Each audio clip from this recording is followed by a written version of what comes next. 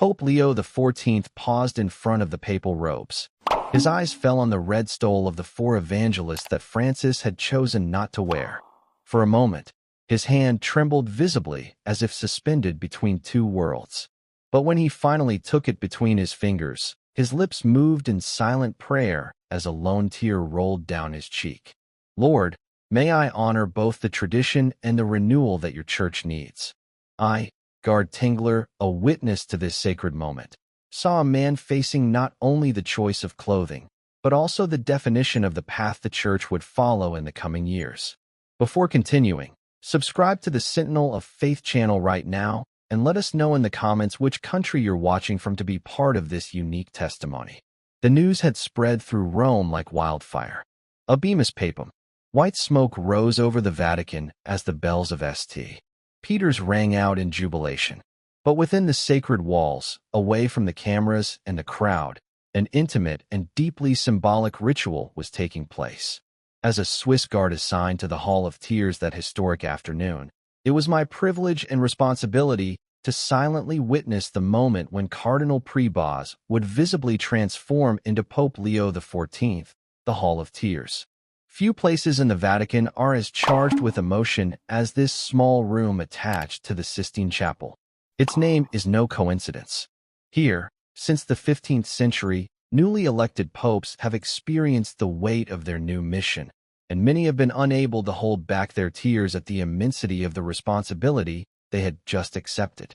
It is an intimate room with walls covered in red damask, an antique crucifix that seems to observe everything with an eternal gaze, and an atmosphere that invites contemplation. The silence here has a special density, as if it contained the echoes of all the prayers whispered by those who over the centuries have crossed the threshold between their former life and the new mission as Vicar of Christ. Everything had been prepared with the meticulous precision that characterizes every Vatican ritual. On an elegant dark wood coat rack, 3 complete sets of papal robes waited, small, medium, and large. No one knew who would be chosen or what size they would need. Tradition demands this foresight. The Gamarelli family, who have dressed the popes since 1798, had worked diligently to ensure everything was impeccable. I could also see the shoes, a simple black pair like those Francis used to wear, and the traditional red mules favored by Benedict XVI. Each element was loaded with meaning, history, and symbolism. The moment has arrived. The door opened with a solemn creak and Cardinal Provost, now Pope-elect, but still dressed in the cardinal's red cassock, entered. His face reflected a mixture of restrained emotion and deep reflection. Seeing me in my position by the door, he bowed his head slightly in a discreet greeting. This small, unexpected gesture for a man who had just been elected to the highest office in the church revealed something of his character to me. Humility and attention to human details would not be abandoned with his new dignity. What happened next moved me deeply. The door had barely closed behind him when we found ourselves alone with the Master of Ceremonies, Cardinal Provost. Now Papa Leo XV, although not yet dressed as such, stopped in the middle of the room, and suddenly his shoulders began to tremble. At first I thought it was tiredness or tension. The conclave had been intense, the moments after the election even more so, but then I saw something the cameras would never capture. Silent tears began to run down her cheeks. They were not tears of sadness or fear. From the gentle smile that lit up her face as she cried, I understood that they were tears of gratitude, of deep joy, of wonder at the mystery she was experiencing. "Thank you, Lord," I heard him whisper through tears, "for trusting this humble servant, for calling me to this mission that overwhelms me." The Master of Ceremonies, with his characteristic discretion, remained at a distance, respecting this sacred moment. I remained motionless in my position, deeply moved. It was as if, in the intimacy of this room that has seen so many tears over the centuries, the new pope could finally release all the emotions pent up during the conclave and the first moments after his election, when dignity and protocol demanded composure. "It's so much responsibility," she continued murmuring as she wiped her tears, "and at the same time so much joy, as if everything in my life, all the paths I have traveled, had been a preparation for this moment." These words, These tears allowed me to see something that few have the privilege of witnessing. The moment when a man fully accepts, not only intellectually, but emotionally, the mission that God has entrusted to him. It was a moment of total vulnerability, but also of immense inner strength. After a few minutes, he took a deep breath, composed his posture, and with a last tear glistening on his cheek, he approached the robes that awaited him. The Hall of Tears had once again honored its name. The Master of Ceremonies, Monsignor Guido Marini, then approached with a bow and indicated where the vestments were arranged. He gently offered her a handkerchief to dry her last tears, a simple but deeply human gesture. In the midst of such a momentous moment, Cardinal Prevost slowly approached the vestments. His gaze first fell on the white wool robe. He reached out and touched the fabric gently, almost reverently. "It's like touching history," he said quietly, speaking to himself, but audible enough in the absolute silence of the room. It wasn't a conversation directed at us, but rather an externalized thought, as if he needed to hear his own thoughts in order to process them. So many men, so many different paths, and now it's my turn. There was something deeply moving about hearing these private thoughts, not intended for prying ears. It was the man behind the symbol coming to terms with the magnitude of what he was about to take on. He then began to remove his red cassock, a symbol of his former life. Each button he unbuttoned seemed to represent another step in this journey of transformation. 27 years as an Augustinian, he continued to mutter as he took off his red cassock, 12 as a bishop, 3 as a cardinal. And now this. When he finally removed the red cassock, he remained for a moment in an intermediate state, dressed only in the white alb worn underneath by cardinals. Neither cardinal nor pope yet, simply a man facing his destiny. A moment of spiritual nakedness whispered, "Neither what I was nor what I will be." This spontaneous theological reflection, this thinking out loud, allowed me to witness not only the external transformation, but also the internal process. I didn't dare to answer or intervene. My role was to be a silent witness, but I felt that he somehow appreciated this discreet presence, this silent accompaniment in a moment of such solitude and transcendence. That's when something happened that I'll never forget. Before taking the papal white robe, he took a small medal from the pocket of his red cassock. From my position, I could see that it was an image of a Marian devotion, although I couldn't distinguish which one specifically. He brought it to his lips in a reverent kiss, and then held it in his closed hand, while closing his eyes in a brief but intense prayer. "Holy Mary, Mother of the Church," I heard him whisper, "guide my steps on this path that I now begin. May my decisions honor your Son and serve his Church." He paused, and then added something that seemed especially significant to me. "Give me the humility of Francis and the wisdom of Benedict." This intimate moment of Marian devotion, invisible to the world, revealed something profound to me about the man who was about to be introduced as Pope. His desire to unite the virtues of his immediate predecessors, his vision of continuity rather than rupture. As he carefully placed the medal in his shirt pocket near his heart, he remained silent for a moment, as if absorbing strength from this personal spiritual connection before proceeding with the official ritual. "Private devotion," he said softly, still talking to himself. "It is the anchor that keeps us firm when the waves of public office threaten to sweep us away." This very personal yet profound reflection made me realize that I was witnessing not just a change of clothes, but a moment of profound spiritual transformation. He then proceeded to dress in the white robe. As the Master of Ceremonies approached to assist him, the Pope-elect continued his reflections out loud. "The white, purity, resurrection light," murmured as her arms slipped into the sleeves. "It's not a color one would choose for oneself. It's too demanding, too vulnerable to stains." This seemingly simple observation contained a profound reflection on the symbolic weight of the papacy and the vulnerability that comes with being constantly exposed to public scrutiny. As the Master of Ceremonies helped him adjust his robe, the Pope-elect thoughtfully observed the 33 buttons that adorn it, representing the years of Christ's life. Each button, he murmured as they were fastened one by one. "A year in the life of the Lord. A life so short, but one that transformed the entire history. His fingers stopped at the last button, near the collar. And this is the year of sacrifice. Everything culminates in surrender. This spontaneous meditation on the buttons of the papal robe revealed his ability to find deep meaning in details that others would overlook. It was not simply a matter of wearing a symbol, but of internalizing it, of making each element become part of one's own spiritual understanding. When the white robe was completely buttoned, he stood still for a moment, as if feeling the weight of the white robe on his shoulders. Francisco, he said in a low voice, showed us that this white must be stained in service, not kept immaculate by distance. A lesson we must not forget. This reference to his immediate predecessor, to his approachable and unpretentious pastoral style, indicated to me that despite any aesthetic differences I might choose, there was a deep appreciation for the essence of the Franciscan papacy. Before continuing, if this testimony is already touching your heart and blessing your faith, please consider supporting our work at Sentinel of Faith with a thank you.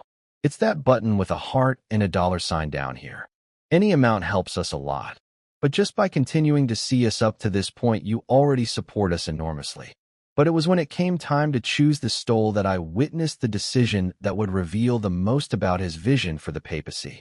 Before him were two options, a simple stole and a more traditional one known as the stole of the four evangelists, the same one that Benedict XV and before him John Paul II had worn in his first appearance as Pope. It was impossible not to think of the choice Francis had made 11 years earlier when he decided to appear on the balcony without a stole, wearing only the simple white robe. That gesture had powerfully symbolized his desire for simplicity and closeness, a silent but eloquent statement about the kind of papacy he intended to lead. Now the new pope faced a symbolic decision: continue that path of visible simplicity or return to more traditional elements. I watched as his hands moved between the two options, weighing them not only physically, but spiritually. Francis chose not to wear a stole. He reflected, touching the fabric of the most elaborate stole. A powerful gesture, stripping away essentiality. He paused, stroking the embroidery on the traditional stole of the four evangelists. And yet there is also beauty and meaning in these symbols. The four faces of the gospel, the four voices proclaiming the same truth from different perspectives. This reflection out loud allowed me to witness his discernment process. It was not a decision taken lightly or for mere aesthetic reasons. It was a choice laden with theological and pastoral significance. Perhaps, he continued, the question is not choosing between simplicity and tradition, but finding how they can complement each other, like the two wings a bird needs to fly. This metaphor, which arose spontaneously in this moment of personal reflection, seemed extraordinarily enlightening to me. I did not see a contradiction between the evangelical simplicity of Francis and the rich tradition symbolized by Benedict X. I saw two complementary aspects of the same ecclesial reality. Finally, he took the traditional stole of the four evangelists and held it reverently before him. Then, with a determined gesture, he placed it on his shoulders. It's not a rejection of simplicity, she said softly as the master of ceremonies came forward to adjust her. It is a recognition that simplicity and tradition are not enemies. Tradition without simplicity becomes empty formalism. Simplicity without tradition can lose depth and roots. This theological synthesis, expressed almost casually in this intimate moment, seemed to me to reveal a mind capable of overcoming false dichotomies, of finding complementarity where others would see contradiction. Then it was time to choose footwear, another symbolic decision that would communicate much about her pastoral style. Benedict X had been known to wear the traditional red shoes, the papal mules, while Francis had opted for simple black shoes, rejecting this tradition in favor of simplicity. The Pope-elect looked at the shoes laid out for him, a traditional red pair and a simpler black pair. Without hesitation, he reached out for the black shoes in a clear sign of continuity with Francis's election.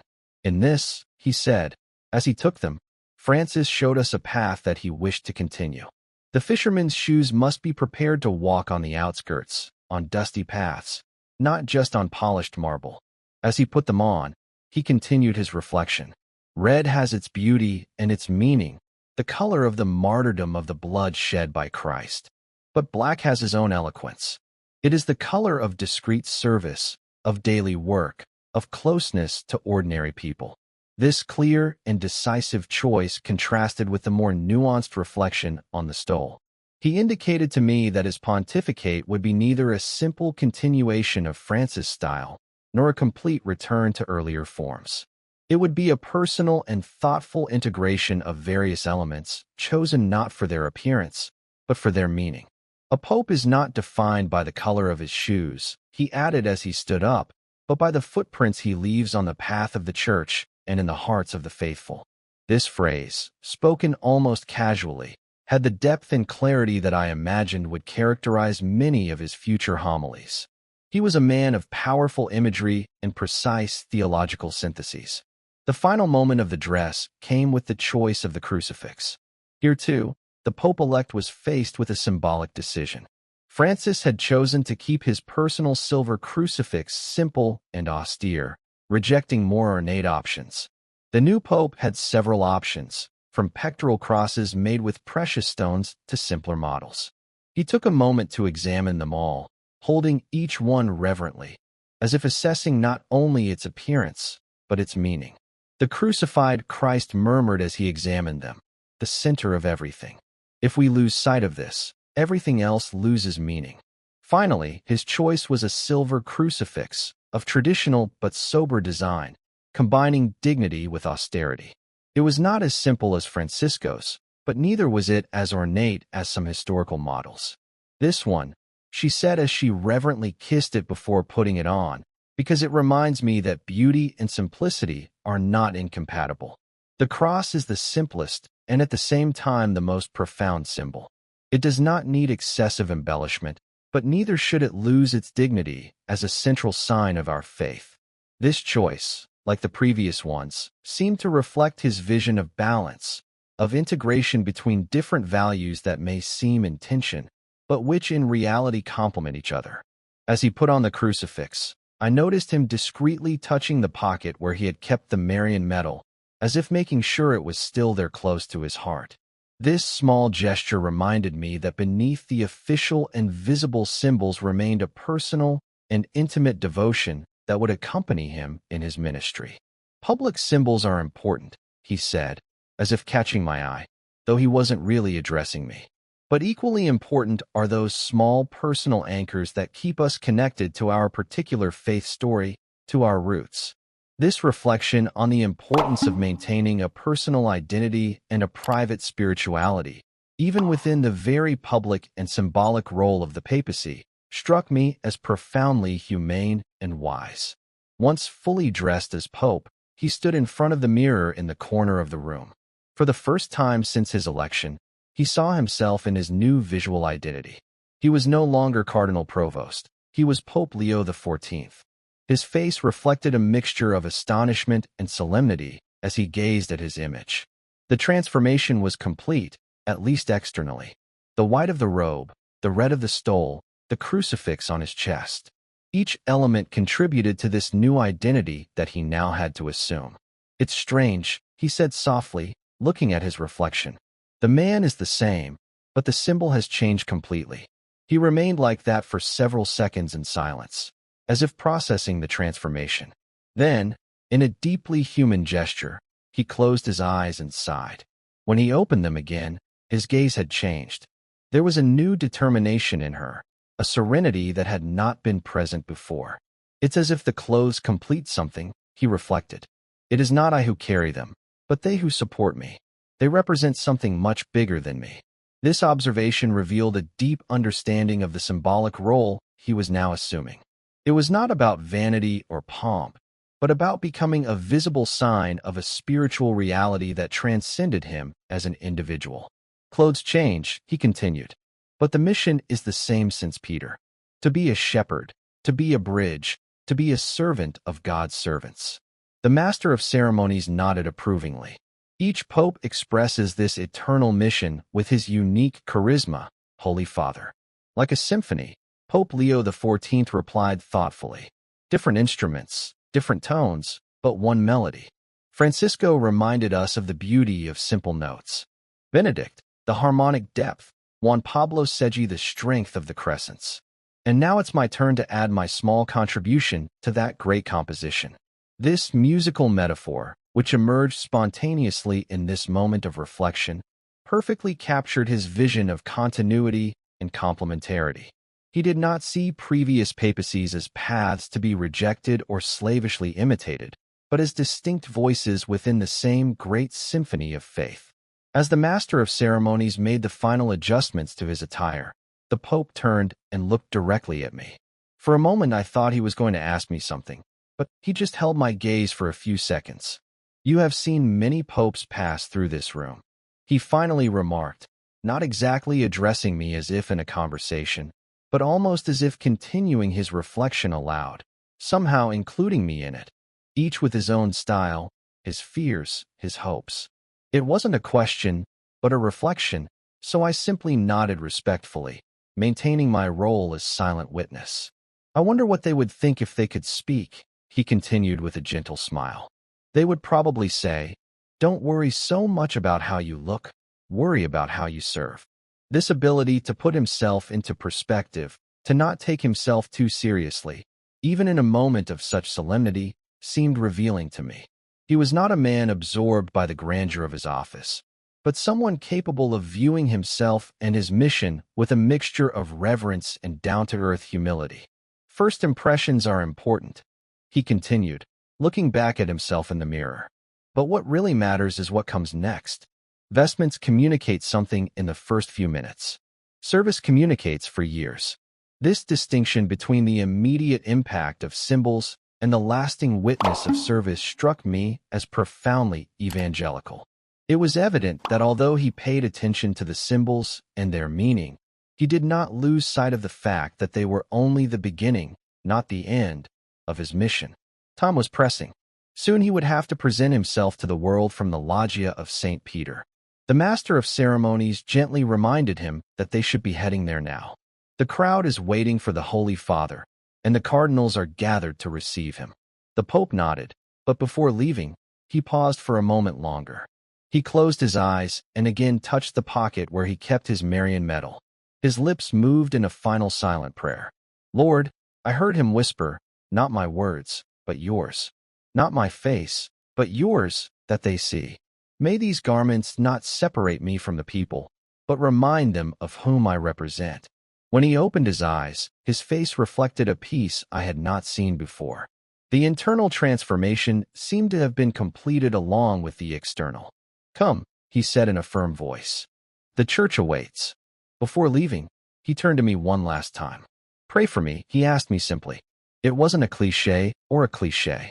It was a sincere request from a man aware of the immense task ahead. "I will do it, Holy Father," I replied with equal sincerity. With these words, he left the room of tears, completely transformed in his outward appearance. But he seemed to me to possess the same inner humility he had displayed upon entering. The sound of his footsteps faded down the corridor, heading toward the place where the cardinals were waiting to pay their first respects. As I watched him walk away, I reflected on what I had just witnessed. Every choice of clothing, every gesture, every whispered prayer, every reflection shared aloud had revealed something about the new Pope's vision and heart. The cameras would capture only the end result.